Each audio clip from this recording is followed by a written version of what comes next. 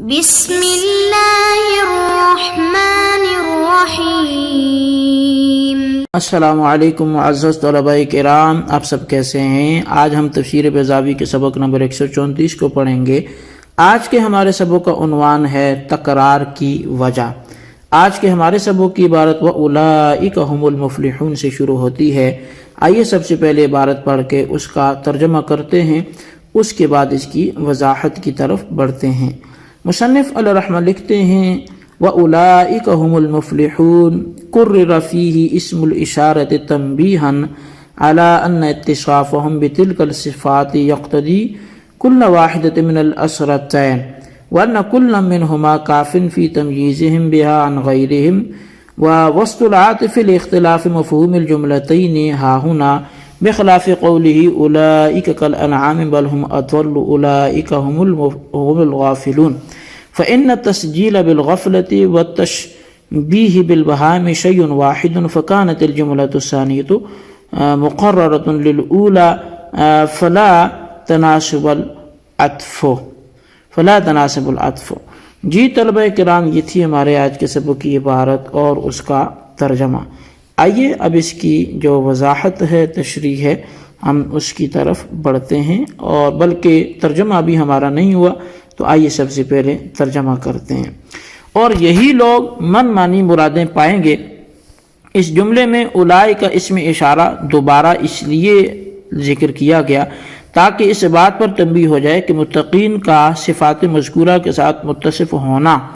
ان دو امتیازی تمغوں میں سے ہر ایک کا مقتضی ہے۔ نیز اس تنبیہ کے لیے بھی کہ ان دو امتیازی نشانوں یعنی ہدایت رب، فلاح اخروی میں سے ہر ایک متقین کو غیر متقین سے ممتاز کرنے میں کافی ہے۔ اور اس جملہ اور ماقبل والے جملے کے درمیان حروف عطف اس لیے لائے کہ ان دونوں جملوں کا مفہوم باہم مختلف ہے۔ اس کے برخلاف فرمانی باری تعالیٰ جو ہے اولئک کالانعام بل هم اضل اولئک هم الغافلون کہ یہی لوگ چوپایوں کی مانند ہیں بلکہ ان سے بھی زیادہ گئے گزرے ہیں، یہی لوگ غافل ہیں۔ کہ ان دو جملوں کے بیچ میں حرف عطف نہیں لایا گیا کیونکہ مفہوم متحد ہے، اس لیے کہ کفار پر غفلت کا حکم لگانا، ان کو بہائم کے ساتھ تشبیہ دینا ایک ہی شے ہے، لہذا اس کلام میں دوسرا جملہ پہلے جملے کی تاکید واقع ہوگا، پس عطف نازیبا ہوگا۔ جی طلبہ کرام، ترجمہ بھی ہو گیا، اب وضاحت کی طرف بڑھتے ہیں۔ اصل میں اس آیت کے تحت 5 بحثیں ہیں۔ اول تکرار اولئک اور دوسرا درمیان میں حرف واو کو ذکر کرنا، اور پھر دوسری بحث جو ہے وہ لفظ ہم کے متعلق ہے، تیسری لفظ مفلح کی تحقیق میں، اور چوتھی قاضی صاحب کی تنبیہ کی تحقیق میں، اور 5ویں علم کلام کے ایک مسئلہ کے متعلق ہے۔ اول بحث کے اندر پھر 2 چیزیں ہیں، پہلے تو تکرار اولئک اور دوسری حرف عطف کا ذکر کرنا۔ پہلی چیز کی تشریح یہ ہے کہ اس موقع پر ایک اعتراض ہوتا ہے، اور وہ یہ ہوتا ہے کہ جب مفلحون کا محکوم علیہ وہی اولئک ہے جو علی ھدی من ربہم کا محکوم علیہ ہے، تو پھر اولئک کو ذکر کرنے کی کیا ضرورت ہے؟ بغیر تکرار اولئک کے ہم المفلحون کو بطور عطف کے ذکر کر دیتے اور اولئک علی ھدی من ربہم وہم المفلحون فرما دیتے۔ تو قاضی صاحب نے لفظ قرر یا قرر سے اسی کا جواب دینے کی کوشش کی ہے۔ وہ جواب یہ ہے کہ بلکہ جواب سے پہلے آپ اگر مناسب ہو تو یہ سمجھ لیں کہ قاضی صاحب نے اپنی عبارت میں اسرتین کا لفظ استعمال کیا ہے، جو تثنیہ ہے اسرتن کا، اور اسرتن کا بھی تو استعمال ہوتا ہے اتشار کے معنی میں، جس کے معنی مختار ہونے کے ہیں، اور کبھی ما یتاثر بہ کے معنی میں استعمال ہوتا ہے، یعنی وہ شے جس کے ذریعے سے کسی کو امتیازی شان بخشی جائے۔ پہلی صورت میں اسرتن یہ مصدر ہوگا، اور دوسری صورت میں اسم ہوگا۔ قاضی صاحب کی عبارت میں دوسرے معنی ہی مراد ہوں گے۔ اب سمجھیے کہ جواب کا حاصل یہ ہے کہ اس میں اشارہ کو مقرر ذکر کرنے میں 2 باتوں پر تنبیہ کرنا مقصود ہے۔ پہلی تنبیہ یہ کہ متقین کے جو 2 وصف امتیازی ہیں، یعنی فلاح کامل اور مستقر علی الہدایت ہونا، ان دونوں وصفوں کا بالاستقلال صفات مذکورہ تقاضا کرتی ہیں، یعنی جس طرح صفات مذکورہ متقین کے مستقر علی الہدایت ہونے کے لیے مستقلاً علت ہیں، اسی طرح صفات مذکورہ متقین کے فلاح کامل کے ساتھ متصف ہونے کے لیے بھی مستقلاً علت ہیں۔ صفات مذکورہ کا علت ہونا تو ظاہر ہے، اس لیے کہ استقرار علی الہدایت اور فلاح کامل کے حکم کو اس میں اشارہ پر مرتب کیا گیا، اور یہ بات پہلے بھی ثابت ہو چکی کہ اس میں اشارہ کو ذکر کرنا بعینہ موصوف بصفات کو ذکر کرنا ہے، بس اولئک پر حکم کو مرتب کرنا یہ صفات پر مرتب کرنا ہے، اور جن صفات پر حکم مرتب کیا جاتا ہے وہ صفات ترتب حکم کے لیے علت ہوتی ہیں، پس اولئک سے جن صفات کی طرف اشارہ ہے وہ سب استقرار علی الہدایت اور فلاح کامل کے واسطے علت ہیں، لہذا صفات کا علت ہونا تو ثابت ہو گیا، اور استقلال اس طور پر ثابت ہوگا کہ اولئک کو دوبارہ ذکر کرنا بعینہ ہی علت کو دوبارہ ذکر کرنا ہے، اور تعدد علت تقاضا کرتا ہے تعدد معلول کا، پس جب اولئک کو دوبارہ ذکر کر دیا گیا تو معلوم ہو گیا کہ صفات دو چیزوں کے لیے مستقل طریقہ پر علت بنی ہوئی ہیں، برخلاف اس کے کہ صرف عطف کے ذریعے ذکر کیا جاتا، کیونکہ اس صورت کے اندر دونوں چیزوں کا مستقل معلول ہونا ثابت نہ ہوتا، کیونکہ واو جمعیت کے لیے آتا ہے، بس واو کو ذکر کرنے کی صورت میں یہ ثابت ہوتا کہ ان دونوں کا مجموعہ معلول اور مقتضا ہے صفات مذکورہ کا، اور ہر واحد کا مستقلا معلول ہونا ثابت نہ ہوتا۔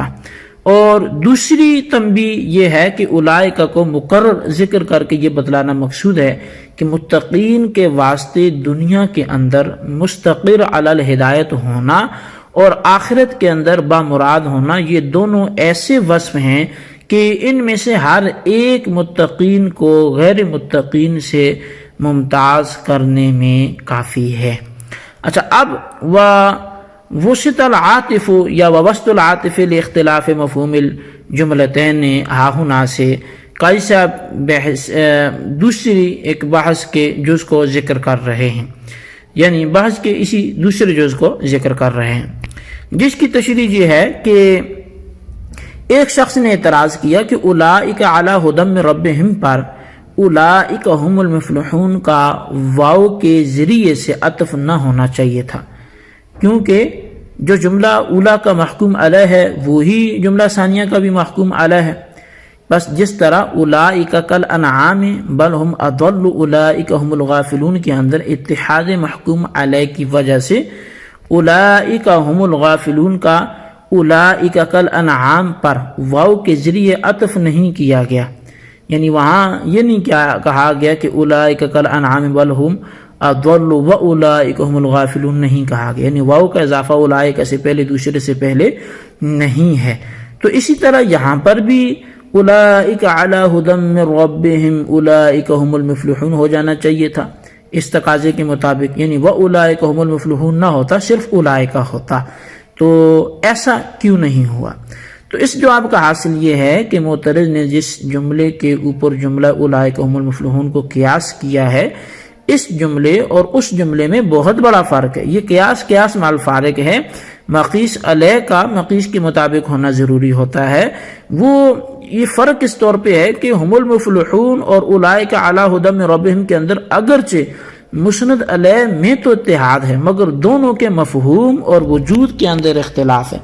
مفہوم میں اختلاف یہ ہے کہ ہدایت نام ہے الدلالۃ علی ما یوصل الی المطلوب یا الدلالۃ الموصلۃ الی المطلوب کا، اور فلاح نام ہے الفوز بالمطلوب، یعنی مقصود کو پا کر بامراد ہو جانا، اور ظاہر ہے کہ مقصود کسی ذات کو پا لینے اور اس کی راہ کو پا لینے میں یہ بہت بڑا فرق ہوتا ہے، پس فلاح اور ہدایت میں مفہوم کے اعتبار سے تو فرق ظاہر ہو گیا، اور وجود کے اعتبار سے اختلاف یہ ہے کہ ہدایت کا وجود دنیا میں ہے اور فلاح آخرت میں نصیب ہوگی، پس فلاح اور ہدایت میں مفہوم اور وجود دونوں کے اعتبار سے اختلاف ہے، پس جب ان دونوں میں اختلاف ہے تو پھر یہ ایک دوسرے پر قیاس ان کو کیسے کیا جا سکتا ہے؟ اور پھر وہم فصل یفصل الخبر عن صفت سے جو ہے وہ مصنف علیہ رحمہ دوسری بحث وہ لفظ ہم کے متعلق ذکر کر رہے ہیں۔ اگر یہ ہم نے عبارت نہیں پڑھی تو آخر میں ہم عبارت بھی اس کی پڑھ لیں گے، وقت ہے تو اس لیے اس کو ساتھ ایڈ کرتے ہیں۔ فرمایا کہ لفظ ہم کے متعلق یہ سمجھ لیے کہ تمام نحات بالاتفاق ضمیر ہم کو فاصل بین صفت والخبر مانتے ہیں، یعنی لفظ ہم خبر کو صفت سے ممتاز کر دیتے، اور یہ طے شدہ ہے کہ لفظ ہم فصل ہے، لیکن پھر اس بارے میں اختلاف ہے کہ آیا یہ اسم ہے یا حرف ہے، تو بعض بصریین اس کو حرف قرار دیتے ہیں اور دیگر نحات اس کو اسم قرار دیتے ہیں۔ پھر جن لوگوں نے اس کو اسم قرار دیا ان کے دو فرقے ہیں، بعض نے اس کو اسم جو ہے وہ ملغن قرار دیا ہے اور یہ کہا کہ اس کی کوئی محل اعراب نہیں ہے، اور بعض نے کہا کہ یہ مبتدا ہے اور محل رفع میں واقع ہے۔ اب اس تھوڑی سی تمہید کے بعد یہ ذہن نشین کر لیں کہ قاضی صاحب ضمیر فصل کے بارے میں دو مذہب نقل کر رہے ہیں۔ ایک بعض حضرات یہ کہتے ہیں کہ ضمیر فصل کو اسم مانتے ہوئے اس کو کوئی محل اعراب حاصل نہیں ہوگا بلکہ نری ضمیر فصل رہے گی۔ بڑی تقدیر اس کے تین فائدے ہوں گے۔ اول، اپنے ما بعد کی خبریت کو جتانا اور اس کی صفت ہونے کے احتمال کو ختم کر دینا۔ اب رہی یہ بات کہ ضمیر فصل اپنے ما بعد کی خبریت کو کس طرح جتاتی ہے، تو اس کی تفصیل جو ہے وہ ذکر کرنے کی یہاں ضرورت نہیں ہے۔ دوسرا فائدہ تاکید نسبت ہے، یعنی جو نسبت خبر کی مبتدا کی جانب ہو رہی ہے ضمیر فصل اس نسبت کو پختہ کر دیتی ہے۔ تیسرا فائدہ تخصیص مسند بالمسند الیہ ہے، یعنی ضمیر فصل کی وجہ سے خبر مبتدا پر منحصر ہو جاتی ہے، جیسا کہ اولئک هم المفلحون میں فلاح کا متقین پر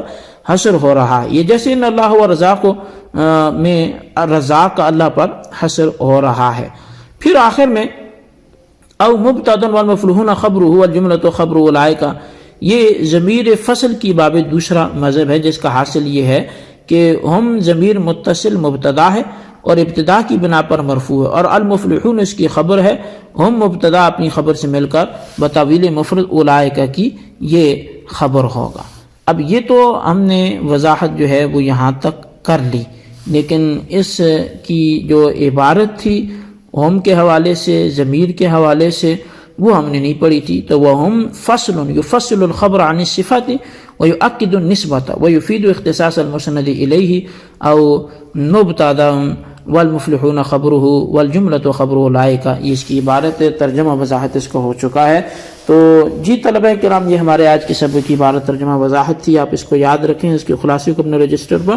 ضرور لکھیں۔ آج کے سبق میں جو ہم نے پڑھا اس کا خلاصہ تحریر کرتے ایک دوسرے سے تکرار کریں، بالخصوص ان سوالات کے جوابات ہیں۔ سوال نمبر 1 یہ ہے کہ وَأُولَئِكَ میں اولائک کو مقرر ذکر کیوں کی گیا، اور سوال نمبر 2 یہ ہے کہ وَأُولَئِكَ میں واو عاطفہ کو کس لیے لایا گیا اور کس آیت پر قیاس کرتے ہوئے اسے نہیں لانا چاہیے تھا، اس کا رد بھی تحریر کریں۔ اللہ تبارک و تعالی سے دعا ہے جو کچھ ہم نے پڑھا سنوں سے یاد رکھنے کی توفیق نصیب فرمائے، آمین بجاہ نبی الامین صلی اللہ علیہ وسلم۔